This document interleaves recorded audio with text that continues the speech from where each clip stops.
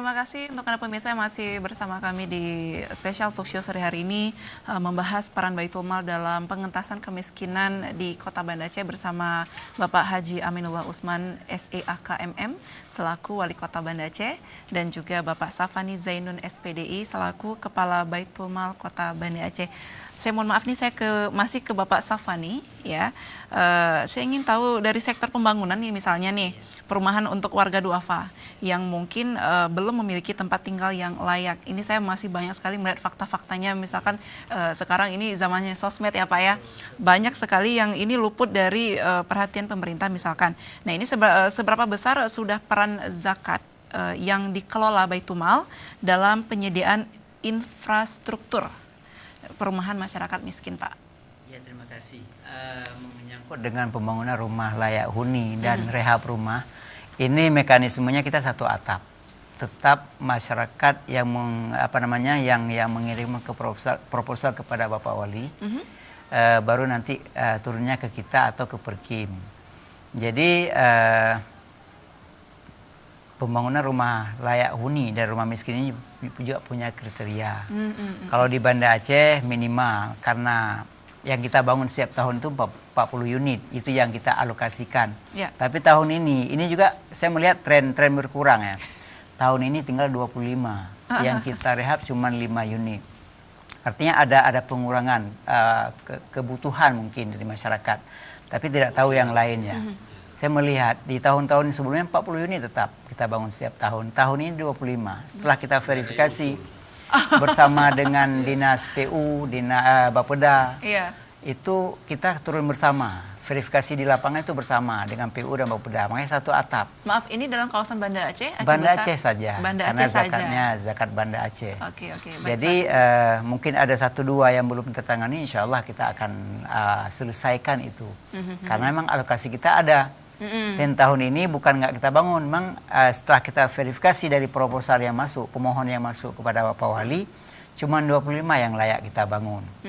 Yang lainnya masih berbenturan dengan kriteria, misalnya umurnya masih di bawah 40, dan itu punya peraturan gubernur ya, tentang rumah duafa, ada aturannya, umurnya harus di atas 40 misalnya, punya tanggungan lebih daripada 2, kemudian rumahnya tidak layak pakai lagi atau tidak layak huni, itu kita pertimbangkan dan itu menjadi SOP kita dan kita pertanggungjawabkan. Nah, dalam mengajukan proposal nih misalnya nih Pak, butuh waktu berapa lama hingga direspon oleh pemerintah Pak?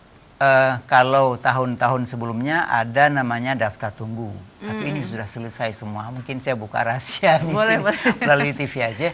Untuk 2019 itu sudah kosong yang layak kita bangun, yang sudah masuk. Artinya masyarakat yang akan mengusulkan kemudian ini akan mungkin tidak perlu menunggu lama. Kalau sebelumnya sampai 700 proposal itu menjadi daftar tunggu. Kalau tahun sebelumnya kita sama-sama dengan Perkim juga bangun. Mungkin tahun ini Perkim tidak ada.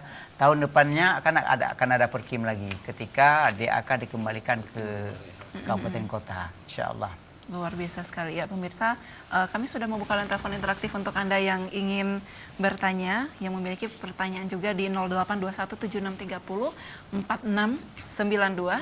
Silakan, kami sudah membuka line telepon untuk Anda yang bertanya kepada kedua narasumber saya di sore hari ini, Bapak Aminullah dan juga Bapak Safani.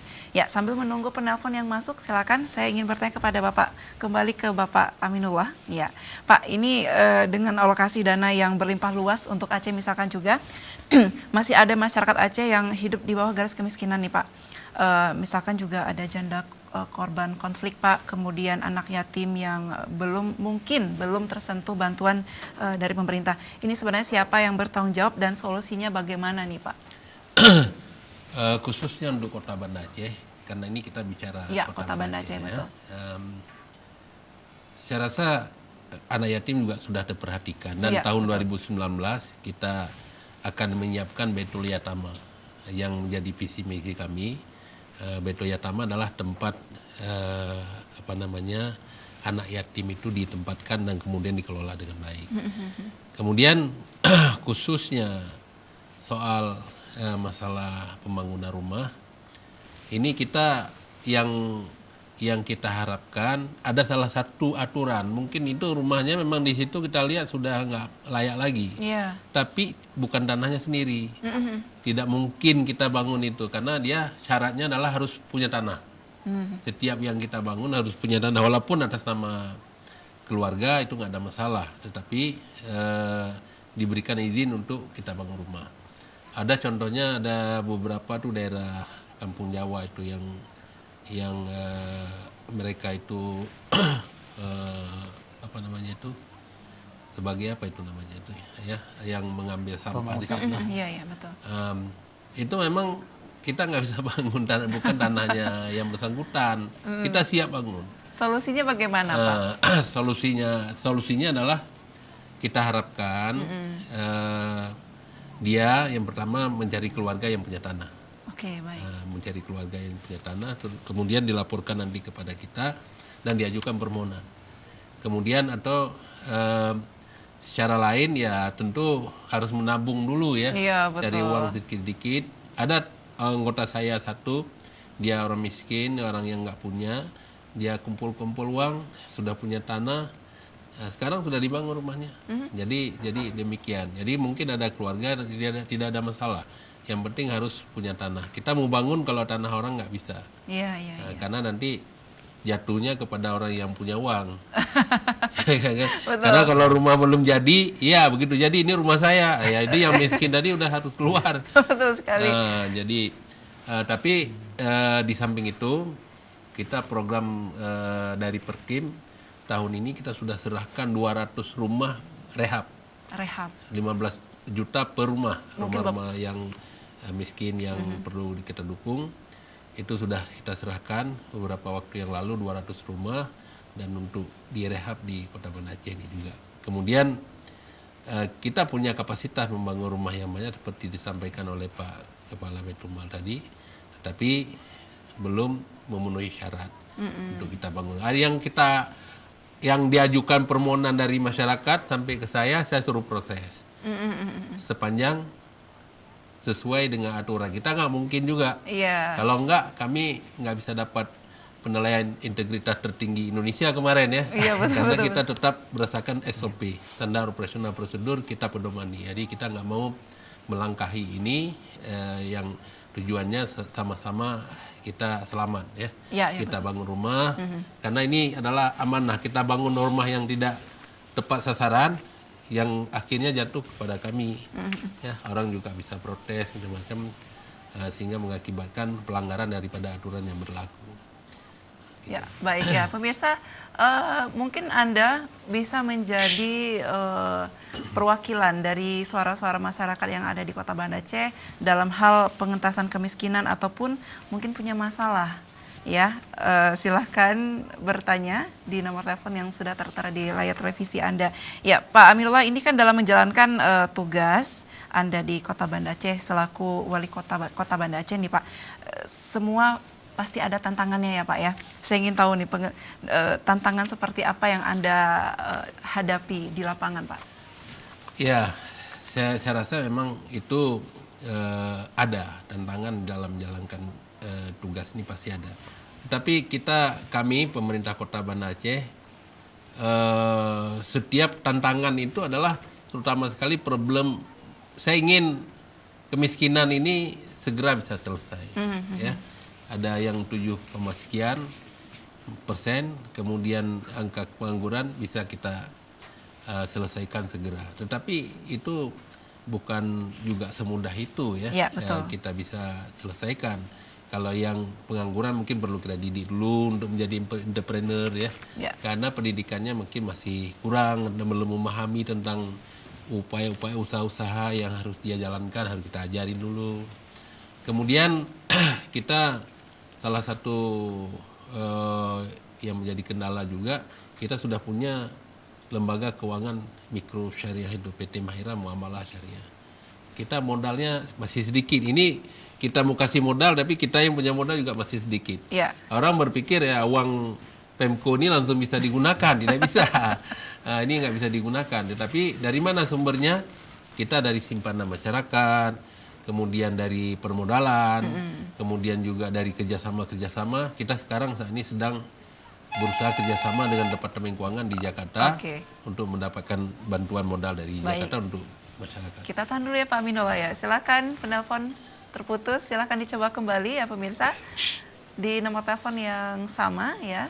Silakan. Baik, Pak Aminullah mungkin bisa dilanjutkan nih Pak. Dalam meraih penghargaan atas wisata halal di Aceh ya Pak ya. Ini dalam penerapan kota mandiri, aman dan juga nyaman dalam bingkai syariah. Sebenarnya tujuan Anda ataupun saya ingin tahu makna dan tujuan Anda untuk tagline Aceh Gemilang ini seperti apa Pak? Oh ya, begini, saya melihat dulu pada zaman kejayaan Sultan Iskandar Muda, itu sering digunakan Aceh Gemilang ya, pada saat pemerintah yang gemilang.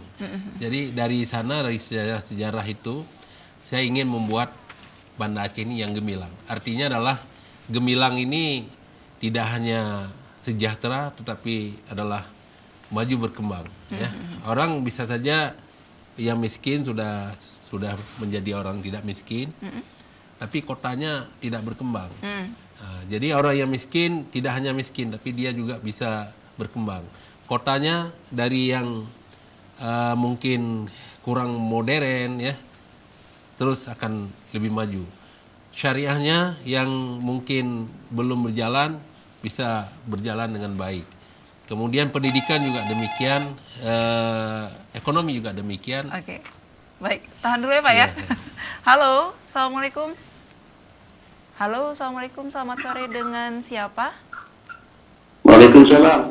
Oke, dengan Bapak Zainuddin di Imasin Kaya Adang. Silakan Pak Zainuddin. Betul. Ya, Pak Zainuddin, silakan pertanyaannya. Jadi ini, assalamualaikum Pak Min. Waalaikumsalam. Salam. Begini Pak Min kan, Pak Wali. Kami kan di Mesin Keadaan ini, ada rumah pengajian anak-anak kan. Jadi anak-anak mengaji di rumah saya. Rumah saya ada istri saya yang ngajarin ya. Sudah berapa tahun kami udah bikin bagus kan. Itu bapak, tapi udah berapa tahun nggak ada kan. Jadi kami minta bantu lampu-lampu aja dibayar lampu. Karena istri saya ini nggak dipungut biaya sama orang tua, orang tua murid. Jadi ikhlas kan. Jadi kalau boleh, bagaimana nanti kalau enggak tanya apa pakai sih aja boleh. Gimana kami kerjakan dulu ngajar anak-anak kan. Itulah kalau bisa Bapak, kami minta balik pengajian aja. Oke, nah dana ada mudah-mudahan ya. Baik, Pak Zainuddin, saya boleh bertanya Pak? Ya. Nah, untuk di Imasin Kaya Adang sendiri, apakah belum punya balai pengajian? Ada di masjid ada. Bahkan ada beberapa tempat, Bu. Bahkan istri saya ada 2 tempat. Kalau sore istri saya di balai, ada di balai orang kan. Dan kalau malam di rumah Bu, lebih banyak, ada 30 anak-anak kan. Baik, artinya Anda memohon bantuan semacam mungkin bisa dibuatkan balai pengajian mungkin ya Pak, seperti itu? Memang ada proposal juga mau Pak Min.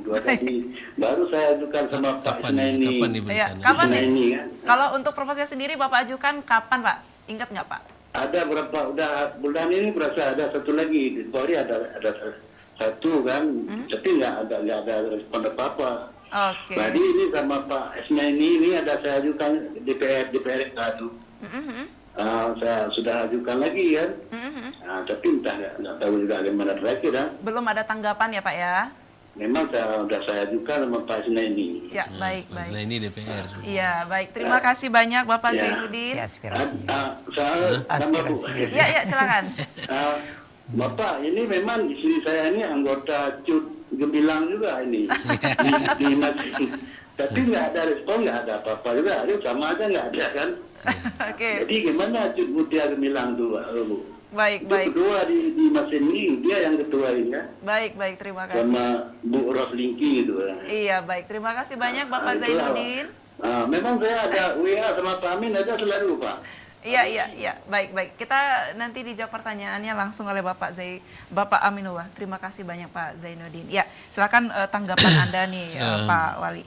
Baik, Pak Zainuddin, terima kasih. Tapi terus terang saja, sampai saat ini saya belum terima proposal. Mungkin melalui Pak Isnaini tadi, anggota Dewan. Ya. Jadi kalau ada proposal, besok kasihkan ke saya langsung. Ini gimana nih jumpa sama Pak, ini harus buat janji Pak, dulu. ini Kepala Baitul Mal. Saya akan bangun tempat musala itu, saya akan anggarkan di tahun 2019 nanti akan kita bangun. Kita perlu yang seperti ini kalau memang ada. Padahal kita nggak terima, saya belum terima apa-apa ya. Iya. Sampai saat ini ya belum saya lihat mana proposalnya. Artinya proposalnya macet ini Pak. Itulah mungkin kasihnya ke ini kan ada DPR juga membantu di daerah, mungkin melalui sana. Tapi yang langsung ke saya belum terima. Kalau ini bisa dimasukkan besok melalui Kepala Baitul Mal boleh, atau langsung ke saya boleh. Saya akan mencoba menganggarkan di tahun 2019 supaya kita bangun. Karena ini juga sejalan dengan visi misi kita dalam rangka meningkatkan pengajian di kampung-kampung yang mewujudkan pembangunan dalam bidang agama tadi. Iya, baik. Ya. Baik, terima kasih Pak Zainuddin dan Pak Safani. Saya mohon maaf sekali, nanti saya akan bertanya lebih rinci lagi. Ini tadi sempat terputus tentang wisata halal Aceh Gemilang nih Pak. Betul. Mohon maaf sekali. Jadi Banda Aceh ini adalah pesona wisata halal terpopuler Indonesia. Kenapa? Yang pertama, kita memang daerah yang berlaku syariat Islam yang tidak dimiliki oleh daerah lain. Jelas sekali. Yang kedua, Banda Aceh punya Masjid Raya Baitur Rahman. Juga tidak dipunyai, dan itu saya sering menceritakan di setiap ada pertemuan di luar daerah Aceh bahwa apabila saudara-saudara ini belum naik haji, maka ke Banda Aceh ini adalah serambi Mekahnya. Masjid Baitur Rahman itu seperti Masjid Madinah. Betul. Kemudian di samping itu juga kita ada punya wisata ziarah, ya. Mulai dari Museum Tsunami, di situ kan ada tempat berdoa kepada syuhada yang terkena musibah tsunami. Kemudian ada makam Sultan Iskandar Muda, ada makam Syekh Abdul Rauf Asingkili, ada Tunku Dilepu dan lain sebagainya. Yang ini semua adalah wisata Islami ataupun wisata ziarah. Kemudian di samping itu kita Banda Aceh ini sedang kita gerakkan zikir. Jadi zikir ini merupakan juga tujuan wisata dari Malaysia, dari Brunei, dari negara-negara Islam lainnya, dari masyarakat-masyarakat Islam dunia datang ke sini, mereka memanfaatkan Masjid Raya berzikir. Jadi ini nampaknya kita promosikan terus, jadi semakin mendunia. Kemudian di samping itu Banda Aceh dijamin semuanya makanannya halal. Ya, jelas sekali. Alhamdulillah semuanya halal, betul sekali ya. Oke, baik, terima kasih banyak Pak Aminullah. Saya berharap sekali mudah-mudahan nanti ke depannya Aceh tetap aman, nyaman, dan ini menjadi pusat wisata Islami ya, internasional kalau boleh ya. Amin, mudah-mudahan harapan saya. Oke, baik, saya ke Bapak Safwani. Pak Safwani, mohon maaf ini mungkin bisa nanti kalau memang saya salah ya, mungkin bisa dikoreksi nih Pak. Baitul Mal ini dengar-dengar ini punya program pendaftaran beasiswa tahfiz Quran ya Pak untuk kotanya sendiri berapa orang nih Pak? Ya. Atau memang maaf ini programnya sudah berjalan atau ini wacana ke depan? Iya, program Baitul Mal Kota Banda Aceh itu dalam konteks program beasiswa. Ada beasiswa sekolah, ada beasiswa tahfiz. Kemudian ada beasiswa santri juga. Nah, beasiswa tahfiz dan santri itu kita akomodir setiap tahunnya. Khusus yang luar negeri yang kita rekrut karena punya kriteria tersendiri yang sangat rinci, karena betul-betul harus bisa kita pertanggungjawabkan. Tapi kalau yang dalam negeri yang masih di daerah itu masih kita kita hari ini menempatkan di, misalnya kalau yang Salafi itu di Darussalam Labuhan Haji sebagian, di Mudi Mesra Samalenga sebagian. Kemudian yang tahfiz hari ini juga ada beberapa SKPD lain juga yang menggenjot bagian ini. Ada di Nasional Islam misalnya di Ajun sama Ustadz Julfikar. Kemudian ada di Dinas Dayah juga ada kegiatan ini. Kemudian belakangan juga ada di Dinas Pendidikan. Nah, ini akan dikapitalisasikan menjadi sebuah kekuatan Kota Banda Aceh menjadi kota kota gemilang dalam bingkai santri tadi itu. Iya, betul. Dan kami sebagai SKPD pelaksana akan mensupport terus ini kegiatan-kegiatan seperti ini. Khusus yang luar negeri saja yang kita buka penerimaannya pada waktu tertentu. Kita akan evaluasi dulu yang sudah berjalan ini, baru nanti kita buka lagi. Tapi yang dalam negeri ini terus ada, yang dalam daerah terus ada ini. Baik, dengan tujuan program beasiswa ini untuk menumbuhkan semangat menghafal Quran di kalangan muda-mudi Aceh. Nah, kalau untuk dalam hal pengentasan kemiskinan yang ada di Aceh, ini sebenarnya apa saja program yang sudah berjalan, Pak Safani? Iya, ada yang langsung, ada yang tidak langsung ya. Yang langsung misalnya bagaimana kita mensupport ekonomi mereka, memberikan alat usaha, memberikan modal usaha juga, memberikan skill kerja, itu yang langsung. Ada yang tidak langsung, kita support mereka melalui beasiswa anak-anak mereka. Kita support mereka melalui rumah bantuan duafa itu. Itu tidak langsung. Artinya begitu kita berikan rumah, mereka tidak lagi berpikir untuk bangun rumah. Jadi dana yang mereka miliki ataupun nafkah yang mereka cari sehari-hari bisa disimpan atau ditabung menjadi modal usaha atau memperbesar usaha bagi yang sudah punya usaha. Jadi ada yang langsung, ada yang tidak langsung. Selama ini setiap tahunnya kita bangun 40 unit rumah. 40 unit rumah, ya. 40 unit rumah baik dalam bentuk bangun baru maupun dalam bentuk rehab. Kemudian juga ada sekitar 200-an penerima modal usaha. Kalau yang paket pelatihan itu ada 50 paket kita buat. Kenapa saya sebutkan paket? Ini orangnya sebetulnya. Berpaket, kenapa disebutkan paket? Karena dia mulai dari kita latih dulu. Kemudian setelah kita latih, tamat di pelatihan, kita kerjasama dengan BLK Aceh. Kemudian mereka kita magangkan di beberapa tempat usaha yang ada di sekitar kota Banda Aceh. Menurut jurusan yang mereka ambil di pelatihan di BLK. Kemudian tamat dari pemagangan, mereka kita support dengan alat kerja dasar. Supaya mereka bisa langsung buka usaha. Dan kita motivasi terus-menerus, kita pantau terus-menerus. Yang mereka bisa mandiri, kita support lagi. Modal dasar di tahun berikutnya. Baik. Jadi ada beberapa yang sudah terlihat seperti itu. Artinya memang mereka tidak dimanjakan dengan dana ya Pak ya, tapi diberikan alat untuk menjadi diberikan pancingnya, bukan diberikan ikannya. Bukan ikannya gitu ya. Saya ada penelpon lagi ya, silakan pemirsa yang ingin menelpon ataupun bertanya seputar peran Baitul Mal dalam pengentasan kemiskinan di Kota Banda Aceh di sore hari ini ya. Saya kembali ke Bapak Aminullah nih Pak, terkait peraturan Wali Kota nomor 32 tahun 2015 nih Pak, tentang pengumpulan zakat bagi setiap orang serta badan usaha yang ada di wilayah Kota Banda Aceh. Kita tahu bahwasanya selama ini salah satu sumber zakat adalah pemotongan langsung dari gaji pegawai negeri nih Pak. Nah, sementara kita juga tahu bahwasanya perusahaan swasta di Banda Aceh yang mengelola zakat dan infak sendiri ini menyalurkan melalui program CSR perusahaan, betul ya Pak ya? Nah, apakah ada upaya Pemko untuk mengajak pelaku usaha swasta untuk menyalurkan zakat dan infak melalui Baitul Mal? Kita tahan dulu boleh ya Pak ya? Baik pemirsa, kami akan segera kembali. Jangan kemana-mana, tetap di Special Talk Show.